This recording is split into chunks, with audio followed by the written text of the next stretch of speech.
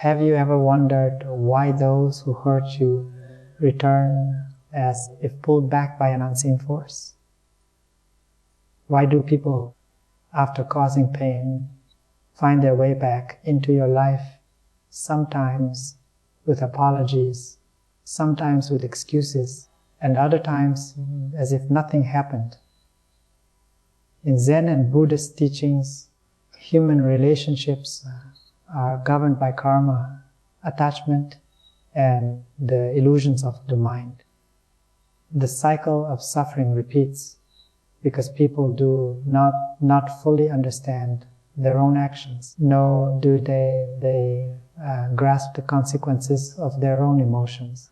They return because something remains unresolved within them, and often within you as well. The Buddha once said, just as a will follows the foot of the ox that draws the cart, suffering follows an unwholesome mind. This means that those who act out of ignorance, selfishness, or cruelty cannot escape the suffering they create, not only for others, but for themselves. When they return after hurting you, it is not necessarily love or redemption that brings them back, but the weight of their own unfinished karma. Now, let us step into a story, a tale of lost return and realization. Through this, you will see not only why people come back after hurting you, but also what you should do when they do. The story, The Unfinished, Circle 1. The departure of a shadow. There was once a devoted artist who spent years crafting a beautiful painting. He poured his heart into every brushstroke, capturing not just colors and shapes, but emotions, memories, and dreams. His work became an inseparable part of him, like a reflection in water. One day, a traveler came into his life. The traveler admired his painting and promised to cherish it. The artist, moved by this appreciation, shared his art freely, believing he had found someone who truly understood its depth. But as time passed, the traveler's admiration turned into indifference. The painting, once a source of fascination, became ordinary to them. Without warning, the traveler left, leaving behind only a broken frame and shattered glass. The artist was devastated. He wondered, did I do something wrong? Was my painting not beautiful enough? But deep inside, he knew it was not the painting that changed, but the eyes that viewed it. 2. The return of the wonder seasons passed, and the artist learned to live without the traveler's presence. He started painting again, but this time not to impress anyone, only to express himself. His art flourished, unburdened by the need for validation. One evening, as the sun dipped below the mountains, a familiar shadow appeared at his door. It was the traveler. I have returned, they said, as if nothing had happened. The artist studied their face, and there was something different, an uneasiness, a silent guilt beneath the surface. The traveler spoke of memories, of regret, of missing what they had once ignored, but why now? Why return after all this time? 3. Why people come back after hurting you?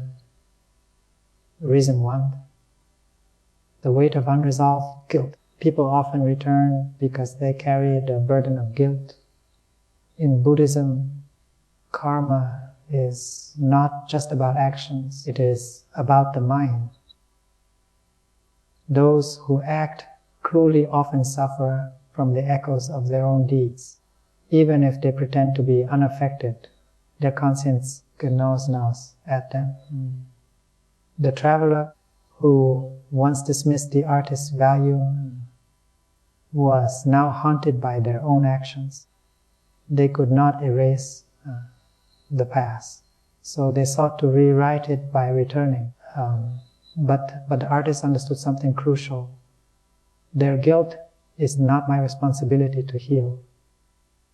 Reason 2, the comfort of what was familiar. People return because they seek familiarity. The mind is like water. It flows toward what it knows. Even if they left in search of something better, they often realized that comfort existed in what they abandoned. The traveler had wandered far, but nowhere else had they found the warmth they once took for granted. So they returned, not because they had changed, but because they sought the comfort of the past. But the artist knew, I am not a resting place for those who are lost. Reason 3, the fear of seeing you flourish without them. One of the greatest reasons people return is because they see you thriving without them. Nothing unsettles a person more than realizing they were not as important as they believed. When the artist began painting for himself, when he no longer needed the traveler's admiration, that was when the traveler felt their absence the most. The artist realized, if my happiness makes them return, then their absence was never about me, it was about their own ego. 4. What should you do when they return? The Buddha teaches holding onto anger as like drinking poison and expecting the other person to die. Anger is not the answer, nor is blind forgiveness. The solution lies in clarity. The artist did not react with bitterness. He did not chase them away, nor did he welcome them back as if nothing had happened. Instead, he asked, why have you returned? The traveler struggled to answer. They spoke of regrets, of missing the past, of wanting to mend things. But the artist understood apologies do not change the past, nor do they erase the lessons learned. He replied, I appreciate your words, but I no longer need them to be whole. The traveler realized they were standing before someone who had changed. Someone had grown who beyond the need for their approval. They could no longer hold power over the artist's emotions. In that moment, the traveler saw the truth. They had not returned because they truly valued the artist, but because they were seeking something to fill their own emptiness. The artist, however, had already found peace within himself. The story of the artist and the traveler is not just about relationships. It is a reflection of life itself. People come and go not because of some cosmic accident, but because of the karmic forces at play within them.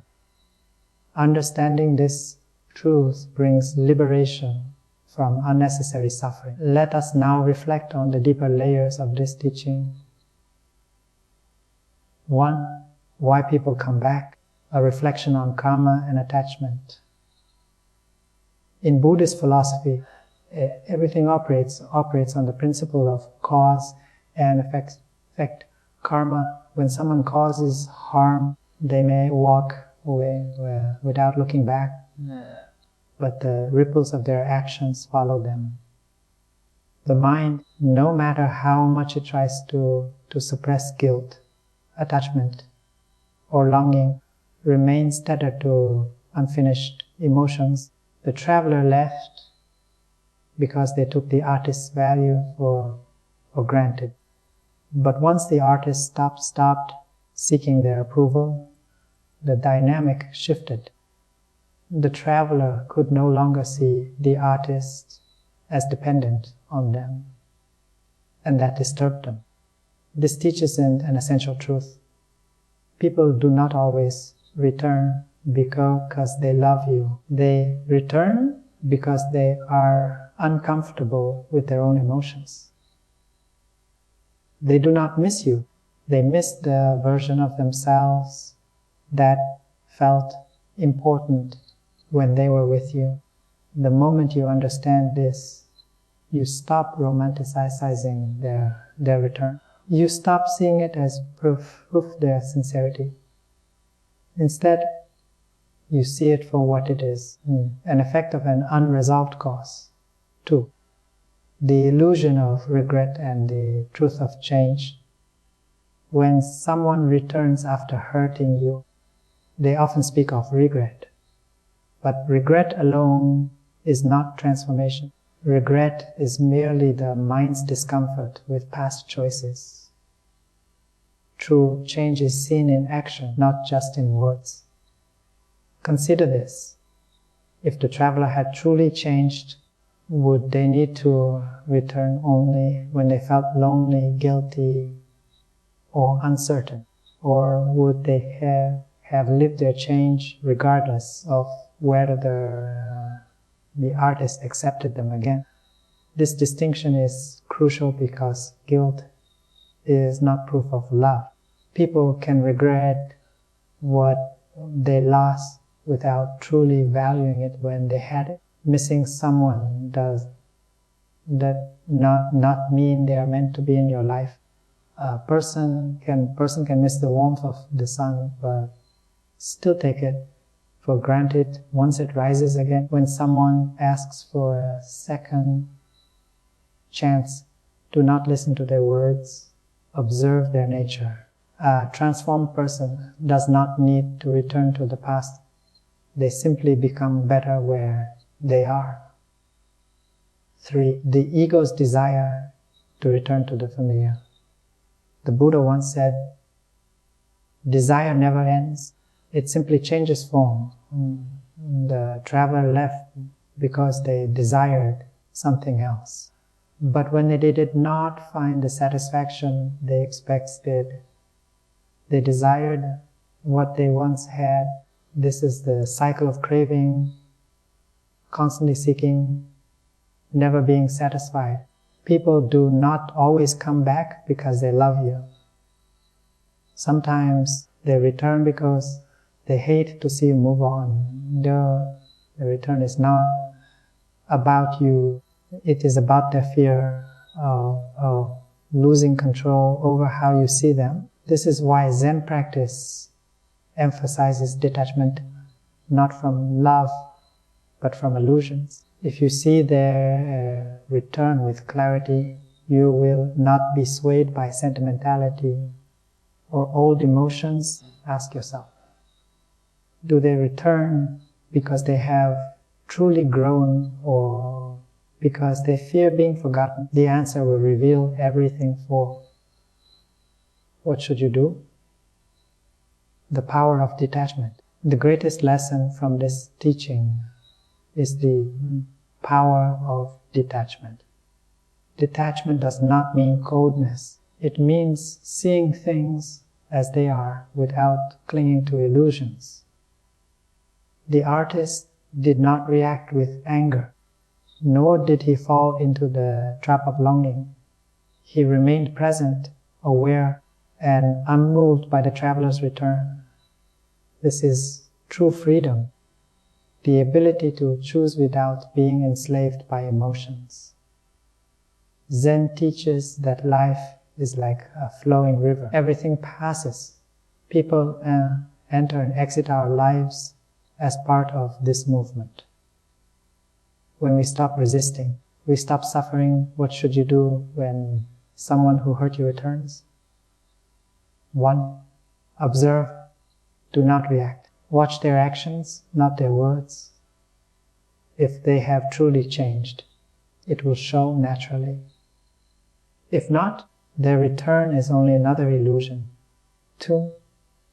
Do not seek revenge or validation.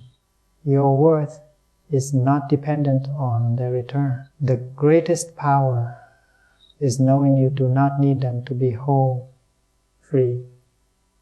Choose peace over nostalgia. Do not reopen wounds simply because the past knocks at your door. Some doors must remain closed for your own peace. 4.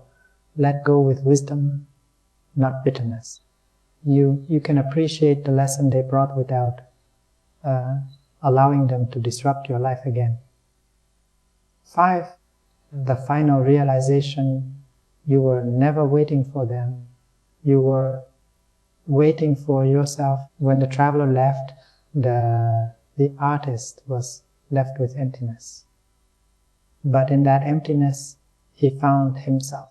He realized his art was never about someone else's appreciation.